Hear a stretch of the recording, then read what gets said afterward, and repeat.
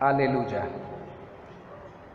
Hechos capítulo 8, versículos 26 al 38.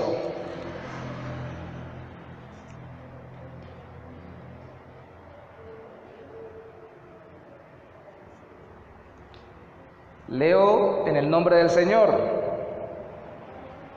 Un ángel del Señor habló a Felipe, diciendo: levántate y ve hacia el sur por el camino que desciende de Jerusalén a Gaza, el cual es desierto. Entonces él se levantó y fue. Y sucedió que un etíope eunuco, funcionario de Candace, reina de los etíopes, el cual estaba sobre todos sus tesoros, y había venido a Jerusalén para adorar, volvía sentado en su carro y leyendo al profeta Isaías. Y el Espíritu dijo a Felipe: acércate y júntate a ese carro. Acudiendo Felipe, le oyó que leía al profeta Isaías y dijo: ¿pero entiendes lo que lees?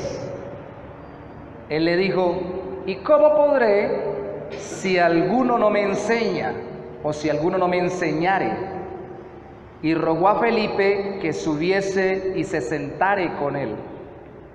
El pasaje de la escritura que leía era este: como oveja a la muerte fue llevado, y como cordero mudo delante del que lo trasquila, así no abrió su boca. En su humillación no se le hizo justicia, mas su generación, ¿quién la contará? Porque fue quitada de la tierra su vida. Respondiendo el eunuco, dijo a Felipe: te ruego que me digas, ¿de quién dice el profeta esto? ¿De sí mismo o de algún otro? Entonces Felipe, abriendo su boca y comenzando desde esta escritura, le anunció el evangelio de Jesús. Y yendo por el camino, llegaron a cierta agua. Y dijo el eunuco: aquí hay agua, ¿qué impide que yo sea bautizado? Felipe dijo: si crees de todo corazón, bien puedes. Y respondiendo, dijo: creo que Jesucristo es el Hijo de Dios. Y mandó parar el carro, y descendieron ambos al agua, Felipe y el eunuco, y le bautizó. Señor, ayúdanos en esta mañana a ser tan claros como Felipe para predicar el evangelio de Jesús, al punto de promover que los que creen se bauticen, identificándose con Cristo en su muerte y resurrección. Y a ser tan claros en nuestra percepción que, no habiéndonos bautizado ni mostrado públicamente nuestra fe a través de este mandato bíblico, lo hagamos con tal prontitud como la que tuvo este etíope eunuco. Que tu Espíritu Santo nos enseñe hoy, mi Rey, en el nombre de Jesús. Amén y amén. ¿Sabe, mi hermano? La Biblia está tapizada de vidas o personajes. Aquí vemos a un evangelista llamado Felipe y a un hombre muy importante, no le conocemos el nombre, de lo que en ese entonces era Etiopía. Algunos creen que no es la misma Etiopía de hoy, pero estaba cerca. Un funcionario de la reina, era eunuco, que quiere decir que estaba, perdón por la expresión gráfica, castrado, para que no tuviera ninguna clase de posibilidad de tener algún atentado físico o sexual contra la reina. Eran funcionarios muy cercanos a las mujeres que reinaban. Pero antes de esto, cuando usted está en su casa, lea todo el capítulo y se dará cuenta que Felipe evangelizó por toda Samaria, y ya muchos se habían convertido y también se habían bautizado. Y aquí hay un contraste entre uno de los bautizados de Felipe en Samaria y este bautizado en el camino que fue el etíope eunuco. El contraste está entre Simón el mago y el etíope eunuco. Cuando usted lea todo el capítulo, por favor, analice la vida de Simón el mago. ¿Por qué Simón el mago se bautizó? Todos creyeron y la Biblia dice, Simón el mago, que era un hombre que con sus artes mágicas engañaba a la gente, también creyó. No dice solamente que se bautizó, dice que creyó y se bautizó. Pero luego viene el contraste de este hombre que cree también y se bautiza. El primero, el mago, cuando llegaron los discípulos de Cristo, los apóstoles, y predicaron más concretamente el Evangelio, y empezaron a obrar el milagro de la imposición de manos para que la gente recibiera la llenura del Espíritu Santo, ofreció plata por eso. Y se mostró que lo que, entre comillas, había creído era solamente mental y no de corazón. Era solo una expresión de afiliación religiosa y no una expresión de entrega a Cristo verdadera. Porque propuso dinero por lo que Dios regala, por la presencia de Dios. Los discípulos lo dictaminaron y dijeron, estás en prisión de tinieblas, en hiel de amargura. Tú no eres cristiano, le dijeron en nuestras palabras de hoy. Y él se fue triste.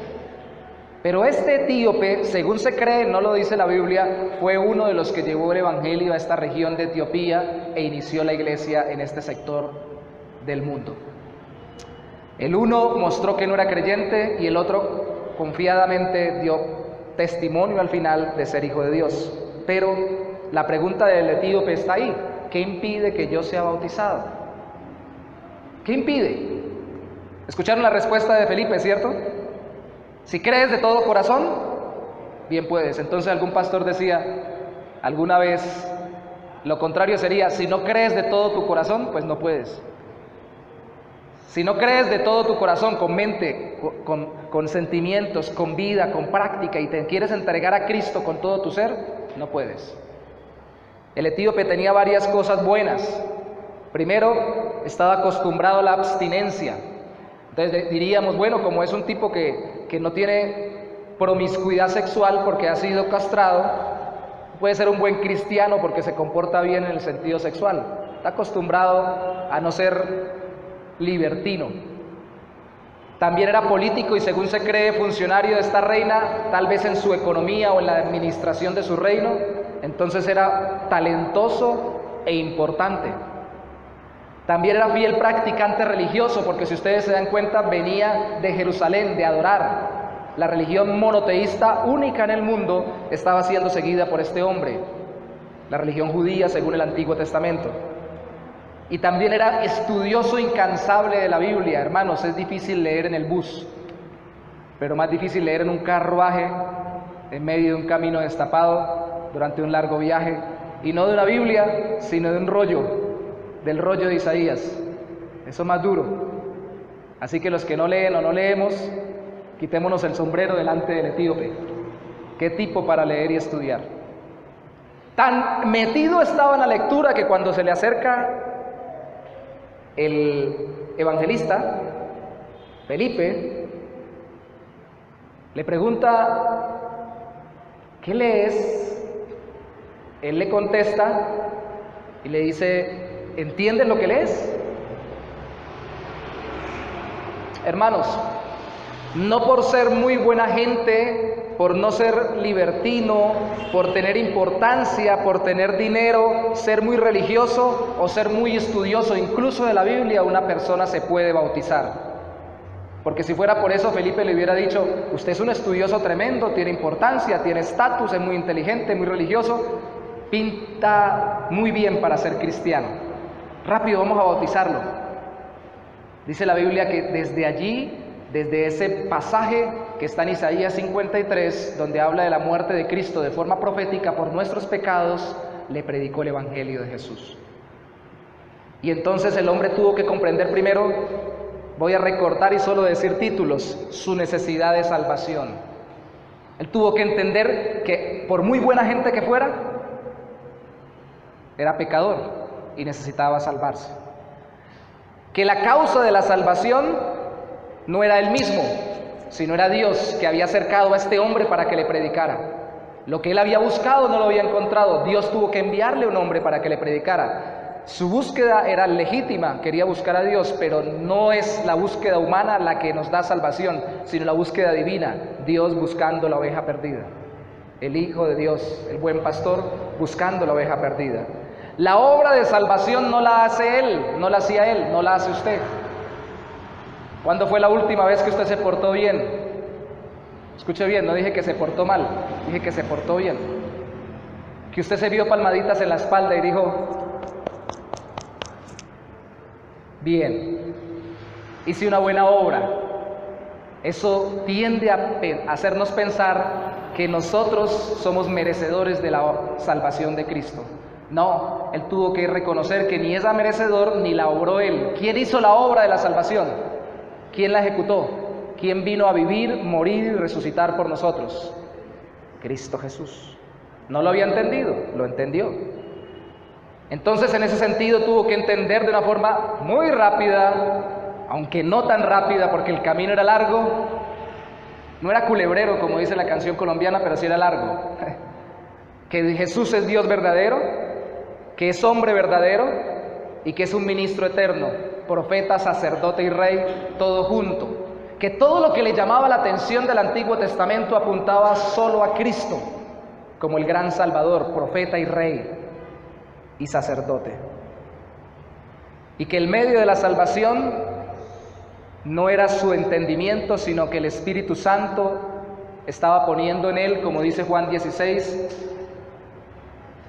la convicción de pecado, de justicia y de juicio, y que era cierta la salvación en Cristo. Hago un paréntesis aquí, hermano. Pregunta: ¿usted es salvo? ¿Fue salvo o será salvo?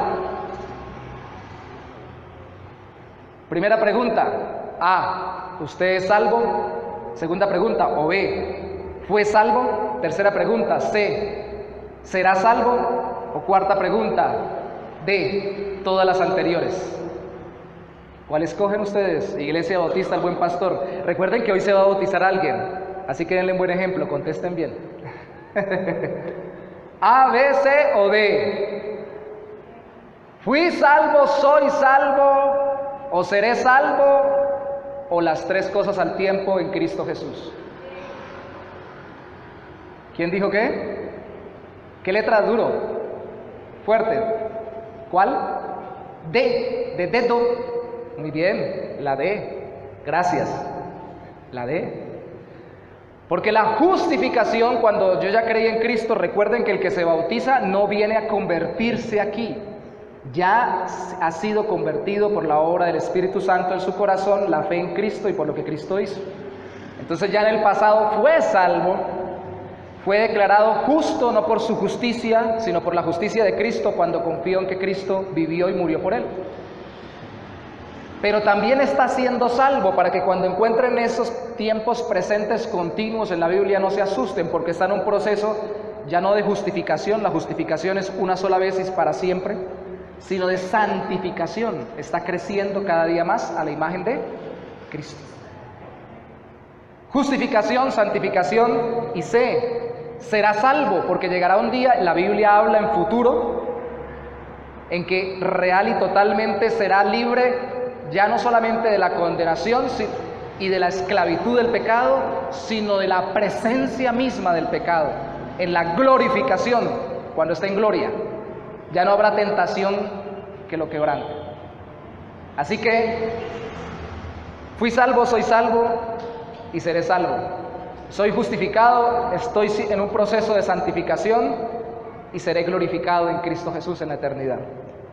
Perdón por la clase de teología, pero es necesario recordarlo. Amén.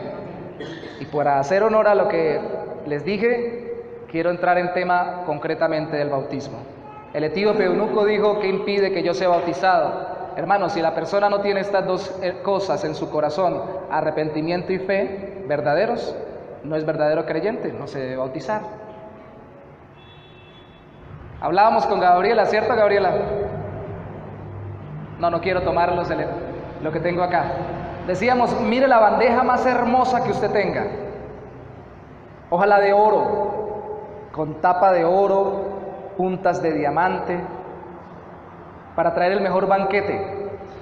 Piense en la comida más deliciosa que a usted le gusta y que se la traigan y se la pongan enfrente y la destapen frente a usted. ¡Wow! Delicioso. A mí me gusta, por si acaso me quieren brindar, las papas enchaquetadas con huevo cocido. No será muy gourmet, pero me gustan. Ese es mi plato favorito desde niño, mi esposa lo sabe. Es que si usted me pone eso al frente, a mí se me hace agua la boca, o se me hace boca al agua, o algo por el estilo, porque me enredo viéndolo nada más. Pero si usted me pone enfrente, y disculpen la expresión grotesca porque es muy necesaria, vómito de perro mezclado con sudor de cerdo después de revolcarse en una cochera, así me lo ponga en bandeja de plata o de oro, con puntas de diamantes, con buenas servilletas y manteles especiales y cubiertos de plata, cuando usted lo abra no me van a dar ganas de comérmelo. Y menos si ese día no tengo rinitis y tengo bien la nariz destapadita, solo con el olor ya salgo corriendo, lo aborrezco. ¿Por qué les pongo este ejemplo? El creyente verdadero se arrepiente de su pecado porque lo ve tan aborrecible y abominable como el plato lleno de podredumbre, vómito de perro mezclado con sudor de cerdo. Así ve su propia vida pecaminosa y no simplemente dice soy pecador, sí, sino dice yo he sido mentiroso, he sido mujeriego, he sido adúltero, he sido ladrón, he hecho esto, aquello y aquello otro, y hay ciertos pecados que más fuertemente he practicado. Se ve a sí mismo como aborrecible en su pecado y eso le causa repugnancia. Eso es arrepentimiento. Pero cuando repugna el plato del pecado en su vida, corre en pos del plato de la gracia y del perdón de Cristo. Eso es fe, y confía que Cristo vivió, murió y resucitó para perdonarlo, limpiarlo y darle vida eterna de ese pecado. De esas dos cosas tienen que existir. Entonces el significado del bautismo, Romanos capítulo 6, vaya conmigo por favor, versículo 1, es la declaración pública,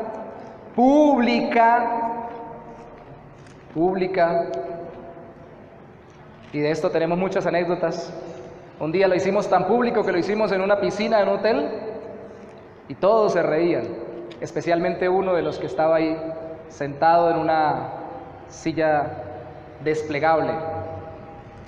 Créame que me corrió un vientico en el corazón cuando la silla desplegable se le cayó y se cayó al piso.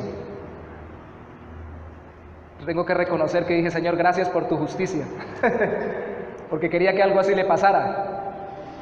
Pero ¿por qué es pública? Porque Cristo públicamente dio testimonio y se identificó con nosotros en el ministerio, murió públicamente, dice la Biblia, y cuando fue bautizado para cumplir toda justicia, lo hizo también públicamente. Verso 1, ¿qué pues diremos? ¿Perseveraremos en el pecado para que la gracia abunde? En ninguna manera, porque los que hemos muerto al pecado, ¿cómo viviremos aún en él? ¿O no sabéis que todos los que hemos sido bautizados en Cristo Jesús, hemos sido bautizados en su muerte? Porque somos sepultados juntamente con él para muerte por el bautismo, a fin de que como Cristo resucitó de los muertos por la gloria del Padre, así también nosotros andemos en vida nueva. Porque si fuimos plantados juntamente con él en la semejanza de su muerte, así también lo seremos en la de su resurrección. Sabiendo esto, que nuestro viejo hombre fue crucificado juntamente con él, para que el cuerpo del pecado sea destruido, a fin de que no sirvamos más al pecado.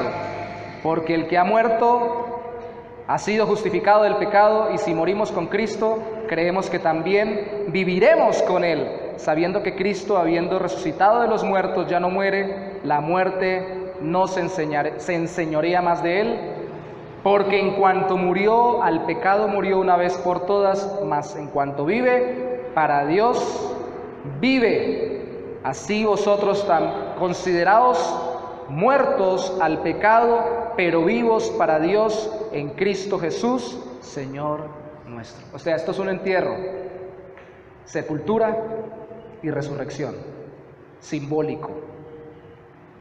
Algunos discuten, buenos teólogos, diciendo que aquí no está hablando del bautismo en la ceremonia, sino de la inmersión en el cuerpo de Cristo, como 1 Corintios capítulo 12 dice que todos hemos sido bautizados en Cristo, y que está hablando, como la palabra bautizo significa sumergir, que estamos siendo sumergidos o introducidos en el cuerpo de Cristo, y que no propiamente está hablando de la ceremonia, pero qué curioso que la ceremonia sirve muy bien de representación de lo que aquí se dice, porque no podemos enterrar a Gabriela en tierra para luego sacarla rápidamente, es más complejo y simbolizar todo esto. Podría dejarla un rato en el agua, pero no lo voy a hacer, porque no es por estar un rato en el agua, ni sacudirla, ni menearla, ni restregarla, que los pecados se van, sino porque haya sido lavada por el agua de la palabra, a través del conocimiento del Evangelio de Cristo, y haya creído en que Cristo la salvó, y haya creído que cuando Cristo murió, murió por ella.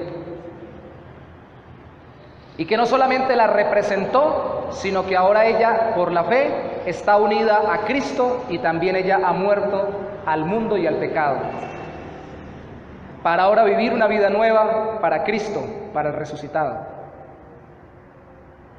y para esperar un cuerpo como el de Cristo, un cuerpo resucitado en el futuro.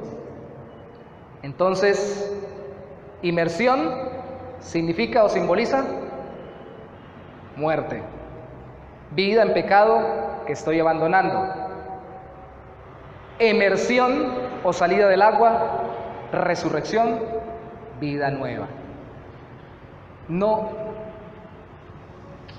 acostumbro a hacerlo, quienes me conocen de hace años lo saben, pero por esta ocasión, que esta predicación parece más una enseñanza que una predicación como tal, levanten la mano conmigo todos los que se han bautizado confiando en Cristo como su Señor y Salvador conscientemente.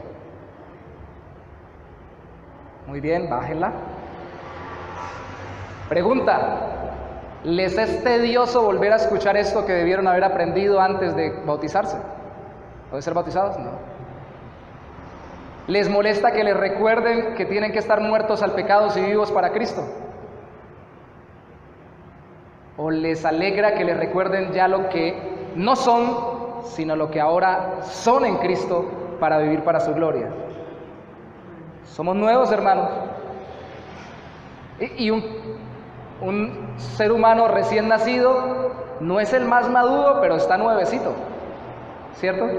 A veces comete sus calamidades de esfínteres en los pañales, pero está nuevecito y hay mucho por enseñarle. Y a veces los creyentes nuevos no son muy diestros porque acaban de nacer, pero son nuevos creyentes y confían en Cristo. ¿Y qué le puedo decir yo a una persona que me diga, yo creo en Cristo como mi Salvador, qué impide que me bautice? Si cree, confía en Cristo, ha venido congregándose, hemos venido hablando de la palabra de Dios y manifiesta un fruto en su vida inicial, no el más maduro, porque todavía no es la más madura de las creyentes o el maduro de los creyentes. ¿Quién soy yo para impedirlo? ¿Quién somos nosotros? Y hago un paréntesis, como dijo alguna vez el predicador Charles Spurgeon en una predicación que se titula El bautismo, una sepultura. Dijo: la tragedia de los cristianos, voy a parafrasearlo al revés de como lo dijo él, la tragedia de los bautismos cristianos es que a veces sucede como pasa lastimosamente con algunos entierros que sepultan gente viva. Usted sabe que se han dado casos en que han enterrado gente viva. ¿Cómo supieron? Cuando abrieron, encontraron aruñado para sacar los restos, encontraron aruñado el ataúd o cosas por el estilo. Estaba viva. No, cuando hacemos el bautismo, esperamos que la persona esté bien muerta, o por lo menos aborrezca el pecado, que eso es estar muerto al pecado, no muerto a Dios, muerto al pecado, vivo para Cristo, vivo para Dios.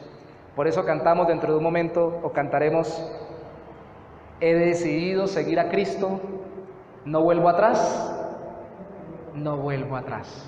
No le vaya a añadir ni para coger impulso, porque eso no está ahí en el libro, ni está en la Biblia. Implementos: agua, ya les expliqué por qué. Indicaciones: responder en alta voz por su fe en Jesucristo, como el etíope dijo: creo que Jesucristo es el Hijo de Dios. La persona le podemos preguntar y responder: sí creo. Escuchen, hermanos, no hay fórmulas mágicas. Tiene que responder así exactamente. Puede que yo le pregunte y ella conteste correctamente, puede que le pregunte, ella me diga perdón sin que yo le pregunte, la persona. Para eso nos ponemos de acuerdo antes y les pido que vayan pasando a alistarse. Pero no hay fórmulas mágicas. La fórmula que debe ser siempre en nuestro bautismo, en el que la ejecuta, es Mateo capítulo 28, por favor conmigo, versículo 19. Mateo 28, 19. Vamos a leerlo. ¿Qué texto? ¿Cómo le han bombardeado este texto bíblico? Por todos lados, queriendo que diga otra cosa distinta a lo que dice. Mateo 28, leámoslo desde el 18 hasta el 20. Mateo 28, 18 al 20. Y Jesús se acercó y les habló diciendo: toda potestad me es dada en el cielo y en la tierra. Por tanto, no hagan nada. Yo tengo el poder para que la gente se convierta sin que prediquen. ¿Qué dice? Por tanto, como yo tengo el poder, id y haced discípulos a todas las naciones, bautizándolos en el nombre del Padre y del Hijo y del Espíritu Santo, enseñándoles que guarden todas las cosas que os he mandado. Y he aquí que yo estoy con vosotros todos los días hasta el fin del mundo. Id y haced discípulos, como Señor, bautizándolos y enseñándoles. Por eso es que no termina aquí la película, apenas comienza. Ustedes han visto esas películas hermosas de parejas que sufren durante todas las 2 horas de la película para al final encontrarse y vivieron felices para siempre. Creo que ya no lo han vuelto a colocar en las películas, ¿no? Porque se dieron cuenta de que ese vivieron felices para siempre queda como en duda. Apenas está comenzando la verdadera película. Aquí con el bautismo apenas está comenzando la verdadera vida en Cristo. Está diciendo públicamente: de aquí para adelante, de aquí en adelante, de aquí por lo que resta de mi vida, voy a seguir a Cristo, madurar en Cristo, arrepentirme aún más de los pecados que pueda cometer. Aunque ya Cristo me salvó, voy a ver más mis fallas y mis errores, pero también voy a confiar más en Él, voy a tener más fe, más confianza, voy a dar más testimonio, voy a dar fruto en mi trabajo de la fe en Cristo, voy a dar fruto en mi iglesia, voy a dar fruto en mi casa, en mi relación de pareja, si la tengo, con mis hijos, con mis papás, en todo lugar van a ver a Cristo en mi vida. Porque ahora no vivo yo, sino que vive Cristo en mí. Y lo que ahora vivo en la carne, lo vivo por la fe en el Hijo de Dios, que me amó y murió por mí.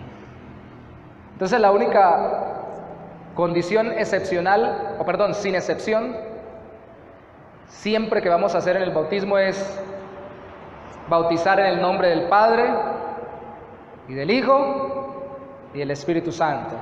Si queremos aprender y profundizar en la Trinidad, sacamos una clase completa para ello. Pero no lo hacemos en el nombre del Señor Jesucristo, ni en el nombre de Jesucristo, aunque entendemos que esta frase es correcta en la Biblia, porque entendemos que representa la unión con Cristo, que fue quien murió y resucitó por nosotros. Pero que en la fórmula o en lo que decimos cuando bautizamos, cumplimos el mandato del Señor Jesús. En el nombre del Padre, y del Hijo, y del Espíritu Santo. El Padre predestina al que va a ser salvo en Cristo. El Hijo ejecuta la salvación por el que va a ser salvo en Él. La ejecutó. Y el Espíritu Santo viene y la hace eficaz en su corazón para que pueda creer y vivir para la gloria del Señor hasta que se encuentre con Él. Amén. Esa es toda la salvación. Entonces, les voy a pedir a mis hermanos que nos pongamos sobre nuestros pies y vamos a orar. ¿Qué vamos a hacer? Vamos a orar primero, por favor, póngase sobre sus pies. Y luego les voy a dar las instrucciones de cómo vamos a hacer el bautismo. Luego mis hermanos pasan al frente a tocar una canción, un himno.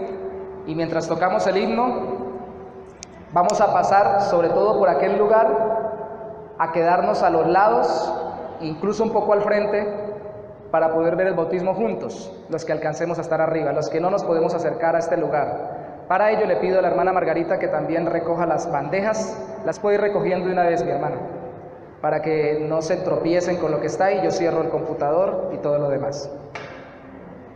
Padre, gracias por permitirnos recordar lo que tú has hecho por nosotros a través de tu Hijo,